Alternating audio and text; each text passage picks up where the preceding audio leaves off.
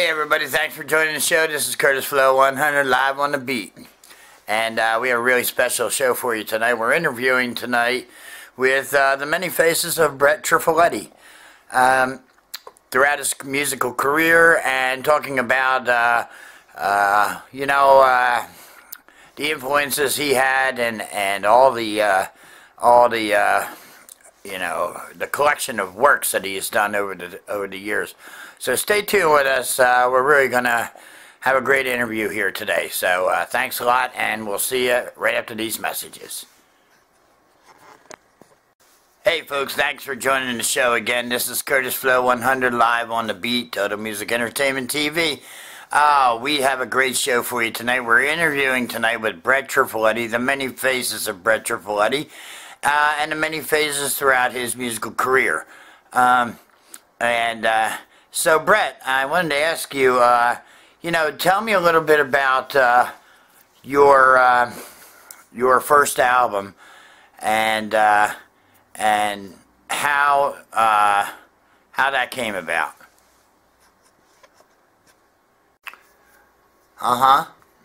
Yeah, that was my first album. Right, my first album was called One. Had one song on it. It was called One. And I think I sold one. So, I worked really hard on that, and I really expected to get more from it. But it was a great learning experience. Great to be in the studio, and so I really learned a lot from that time. And but after that, I only had $1 left, so I had to go find a different thing to do. And I ended up working at a restaurant. Wow, Brett, that is a really interesting story. And, it's just interesting that you were able to persevere and now move on to new projects. So tell us a little bit more about your next project, would you? Yeah, well, the first album, that came about kind of by accident, where I have been writing a lot and talking, with some friends about recording some music, and I had been seeing this girl for a while. I went into the studio with a lot of different ideas, and well, that album was called Don't Do It, and I didn't do it, I didn't do it the way I wanted to do it. It came out, and the album cover was wrong.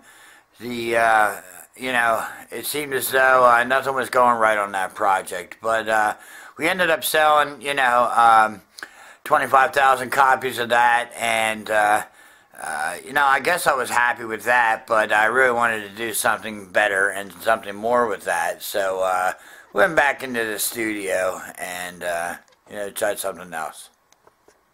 Yeah, and then I played with this band. We have 4 drummers, and we used to play songs like Nancy's on Her Knees Again, When It Blurts It Hurts, Anxiety Attack, and we were called the Foreskins, and well, that band broke up. My buddy had a fight, on stage over this girl, and ultimately he ended up getting her pregnant, and he thought he got her pregnant, but she was pregnant by one of the other drummers, and apparently he gave her his foreskin, and well, and we just ended up breaking up, and I ain't seen those guys in years and years, and so yeah.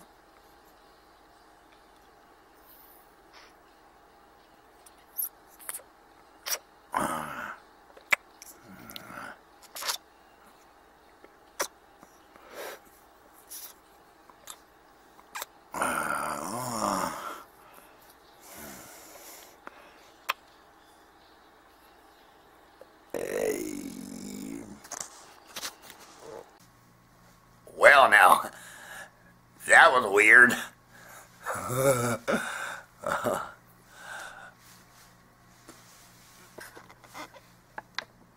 Hey everybody, thanks for joining us on the show. This is CurtisFlow100, live on the beat, Total Music Entertainment Television.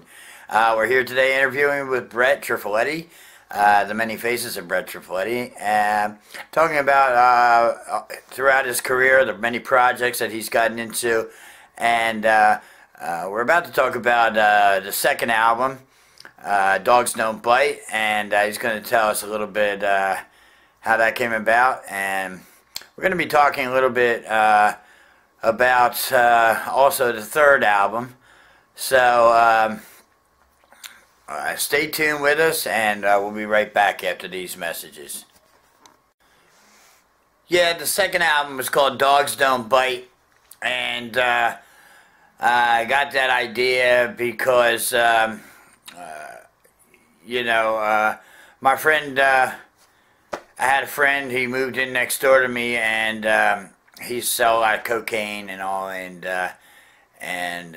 when the police came to arrest him, they had the dogs and everything, but they never bit him. I was like, what do you got the damn dogs for if they're not going to bite the guy, for crying out loud?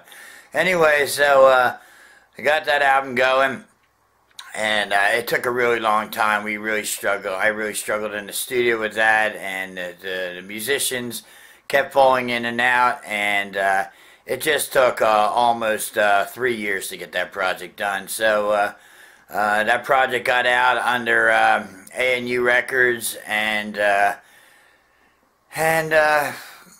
well, it didn't do as well as I had hoped. So I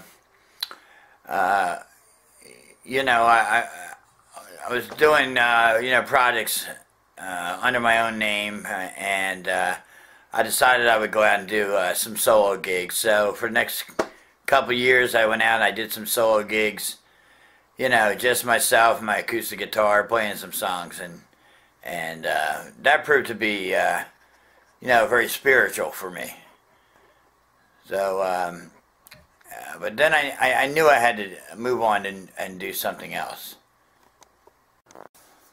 Wow, Brett, that is a really interesting story, and it's just interesting that you were able to persevere and now move on to new projects. So tell us a little bit more about your next project, would you? Yeah, and that was in 2000 when I came out with my third album. Only this time I was Uncle Pimpy, and came out with my EP. It was You Got My Money, Bitch, and Grip It Up. Well, we went into the studio and we recorded that song. I had that song in my head for a long time, You Got My Money, Bitch. And that came about because some dude, stole my guitar. And then I found out who it was, and then I came up on him, and I threatened him. I threatened his life, and I said, I know it was you. And he said he did it, he took it. So I told him that guitar would cost me $700. Really, I only paid $100 for it. But I told him that guitar was $700, and I want my money.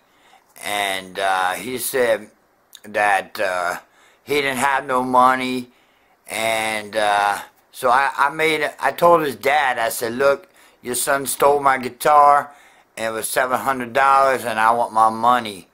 I said, you got my money, bitch, you know that. I know you got my money, and I seen you around, and it ain't funny. So, you disrespected me, and now you got a problem. I don't like no problems. I just go ahead and solve them, So that's where that song came about. And well, Brett, this is CurtisFlow100 again. Thanks for joining the show. And we're here talking with Brett Trifeletti, the many faces of Brett and the many projects. And I want to ask you, Brett, your latest project, after what you just told me, you joined the Birdland Music Band, and can you tell me a little bit about that? Yeah, Birdland Music Band, man, that was one. They were some cool cats, man. I got down with them for a good minute. Got down into the studio. I met up with Baird Parker and Julio Catal. They were really into the music, back when I first got into town, back in the Lansdale. And, boy, they really lifted my spirits up a lot. It was nice to know that there were some peoples in town that was into the music. So, we decided that, we was going to put this band together, the Birdland Music Band, right there at Birdland Music and Recording. And we did some great songs, by Spirit and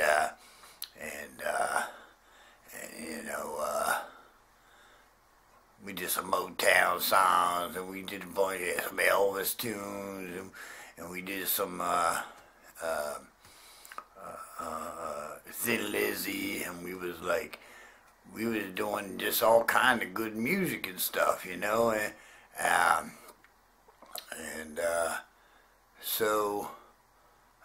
and the guitar player Carl, he got to be really good. We practiced for like a year, and Nick on the drums, and Baird on the bass, and I was singing, and Julio was the engineer, but he came in on the guitar too. And man, it was just a great time. We was in the studio practicing for like a year, and we got out to play. We had a huge gig. We played in front of about 2,000 people, and it was just wild scene, man. Yeah, that was good times. But then something happened, of course.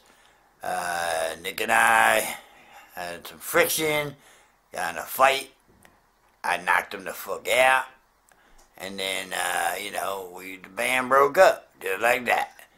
Just like that, And easy come, easy go. What you gonna do? Wow, Brett, that's what a story. I mean, you guys really, try to put it out there, and I know you tried really hard. It's a shame that you ended up breaking up. Now, after Birdland Music Band, I know that you had some difficulties, and your wife passed away from cancer.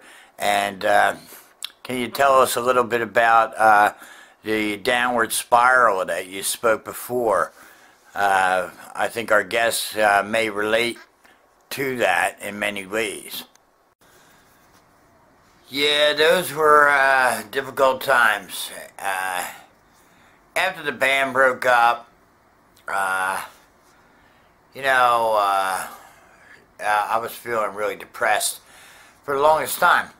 And I got smoking a lot of pot. Smoking a lot of pot down that dime right there, and drinking like a fish. I was drinking like a lot, drinking every day. And then my wife got sick, and then, my wife got cancer, and the time that with her, and rough winters, and a couple years went by, and my wife ended up passing away. That was really hard for me. I was drinking more and more, I got in trouble with the law, DUIs, and man, it was just really a downward spiral, a dark time for me, both mentally, physically, spiritually, and musically. Really, I really didn't even want to touch my guitar or write or do anything really, and I couldn't find a job. I wasn't working. The band was broken up, and just difficult times. I really needed some inspiration, and so I don't know. When I write, it seems to come and go. So it just started to flow and come back, and I started to write again, and that's how I got on to the next project. Always staying alive, always trying to reinvent myself, and that's pretty much how I got on to Lost Rider. Wow, that's also, just an incredible story. I think a lot of people have gone through similar circumstances, but the way you tell it, Brett, it's just so amazing. And you were able to endure and persevere and come out, and now that you're sober, you're leading a better life. And I know that you're trying to record in pretty much every genre. So then, you were able to get better, and then you got into a new project as Lost Rider, and you were back in the studio again. Can you tell us a little bit more about that? Yeah, I was happy to do a new project. I was after a long time of lots of drugging and drinking and everything, and got back into the studio, had a new persona, Lost Rider. I tried to write the greatest American rock song of all time, and the national anthem was already taken. So I looked around, I was thinking and trying to see what I could come up with, and I noticed there were a lot of chopper shows, motorcycle shows on television and all, yet there was no real chopper song. So I set out to write Red Hot Chopper, which was a cult classic, gaining in popularity still to this very day. And I also wrote Accused, went into the studio with what's his name, Julio Catal on guitar, and Jeff Quattro, couple of girls came out, Melanie Overtone, and you know, our drummer, he exploded. The bass player, well, he ran off with the girl who used to get the coffee and everything. And but the songs really came out great. I'm really proud of those songs. And you know, we have well over 100 fans all over the country. So I'm really proud of that music. And you know, I'm ready to you know, move on to a new project now, because you know, that was just awesome. I really enjoyed doing that. Hey everybody, hey, thanks for coming back to the show. This is CurtisFlow100 live on the beat, Total Music Entertainment TV, and we're here tonight interviewing with Brett Trifeletti, the many faces of Brett Trifeletti, and talking about all the projects that he's gotten into over the years. We're going to talk a little bit now about his project with Rock City Loungers. Brett, you know, you've done a lot so far, and then, you know, you tripped, you fell, you got up. Now, you met some new guys over here. Tell me about the Rock City Loungers a little bit, all right? Because it seems like that was a new chapter for you. Yeah, that was the Rock City Loungers. Yeah, I got together with them cats.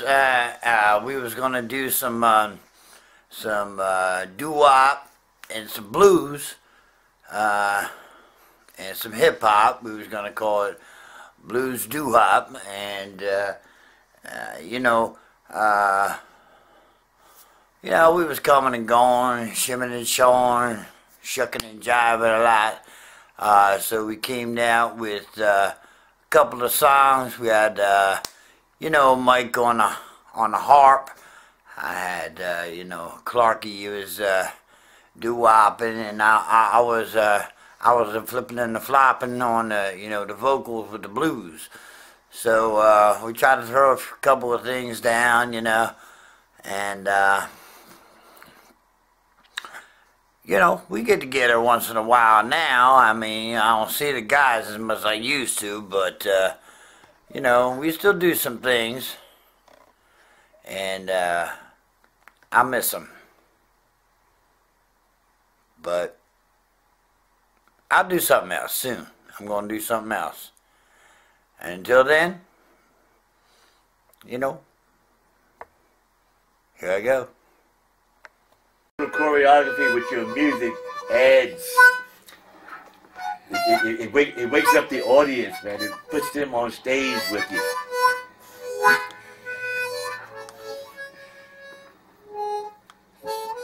What be you doing? What we be doing? No, I didn't say what we be doing. What we be doing? Alright, what was I thinking? Silence on the set. Quiet on the set.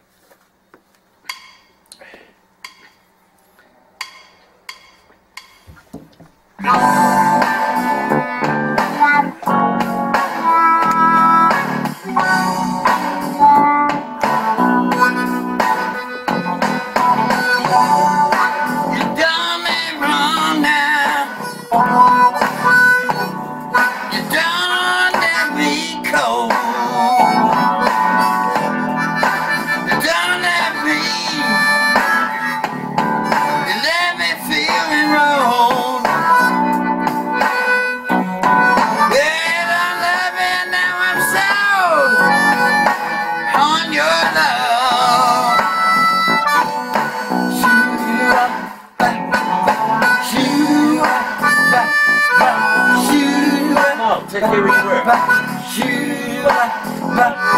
You need my love.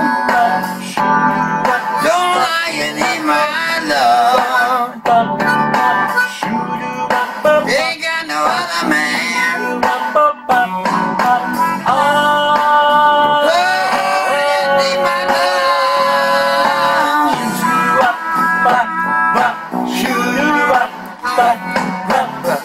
Woman, don't you leave me. No, you need my love. No, you need my love.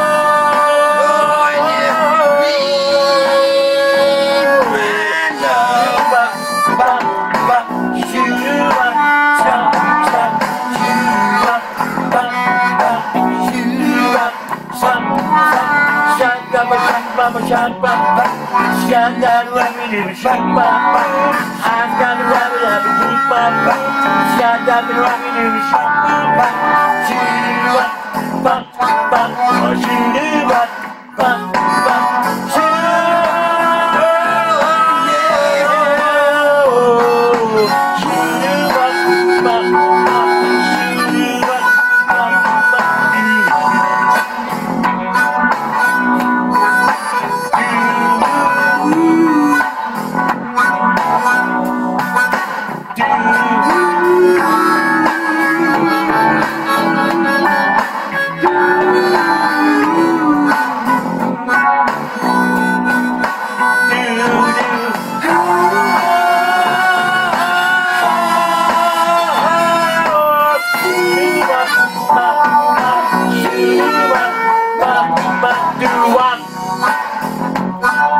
Smooth hand right there.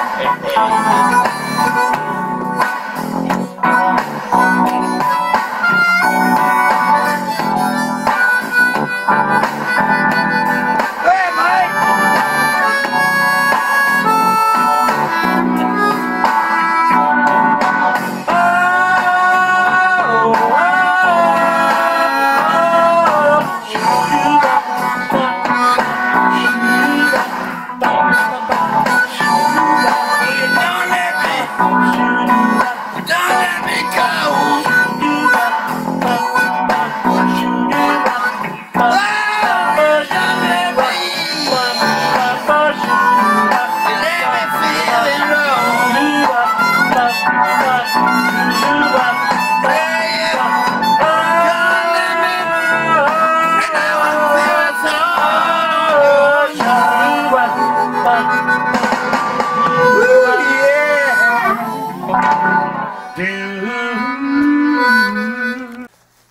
Well, you just seem to keep going and going, son.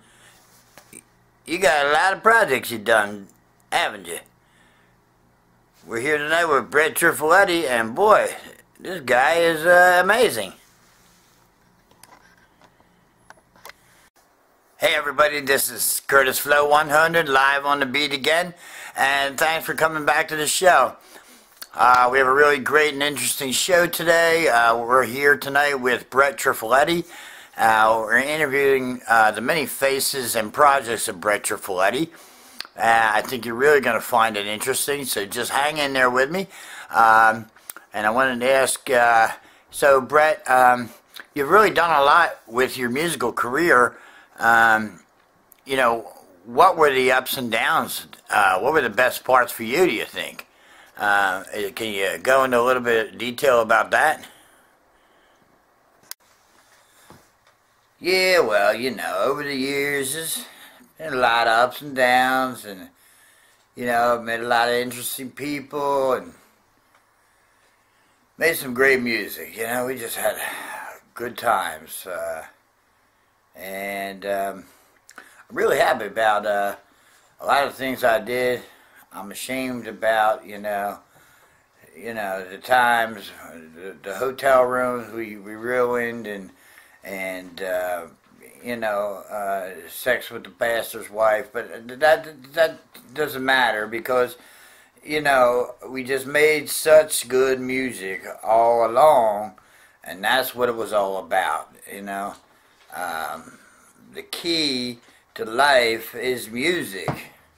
And that is what it's all about ultimately. So I'm really happy that you have me tonight on the show, and I was able to you know, get out there to the public and let them know I'm still making music.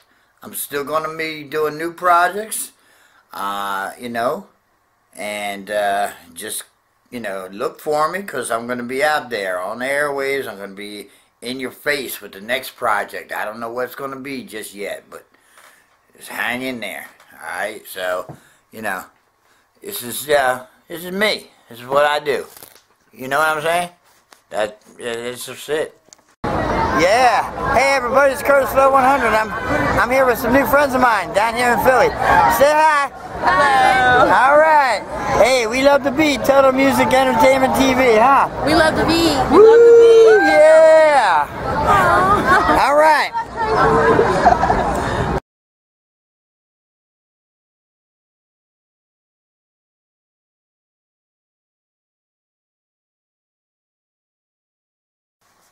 All right, folks. This is CurtisFlow100, live on the beat, Total Music Entertainment TV. Thanks for coming to the show tonight. We had a great time interviewing Brett Trifeletti, the many faces of Brett Trifeletti, and the many projects. Man, what an interesting chat. So, tune in next week. We'll have another great artist for you. Maybe, we'll touch on some of the influences of Brett Trifeletti. But he'll be back, and he'll be making new music. So, stay tuned, and thanks for coming out to the show. This is CurtisFlow100 signing off.